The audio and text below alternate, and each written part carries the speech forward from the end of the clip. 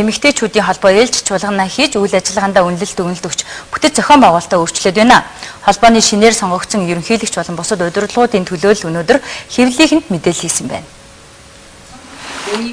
Нийгмийн арчил Монголын эмэгтэйчүүдийн холбооны 5 дугаар чуулган эв нэгдэлтэй шинжиллийг хөндсөн хариуцлагын асуудлыг чарсан чуулган боллоо гэж зохион байгуулагчид нь хэлж байна. Бүтэц зохион байгуулалтаа цаашдаа шинжилье. Бас холбооны дүрмийн шинжилгээг хийх ёстой гэдэг агуулгаар нийгмийн арчил Монголын эмэгтэйчүүдийн холбооныхан хандж байна. Бас эмэгтэйчүүдийн улс төрийн оролцоог нэмэгдүүлэх шаардлагатай гэдгийг холбооны зүгээс хөндөж байгаа. Тиймээс хууль эрх зүйн шинэ орчныг бүрдүүлэхэд нөлөөлөх механизмыг бодолцох ёстой гэж тэд үзэж байна. Бид жижигтэн манай эмэгтэйчүүдийн холбоо хуралдаж бас тусгайлсан шийдвэрийг гаргаж намын удирдах зөвлөл байр суурь гаргаж илэрхийлнэ гэсэн юм бодолтой байгаа. За ер нь бол одоогийн сонгуулийн хуулинд ажлын хэсэгт бид ажиллаж байхдаа ер нь бол одоогийн байдлаар 15% гэсэн квотын зарчим орсон байгаа.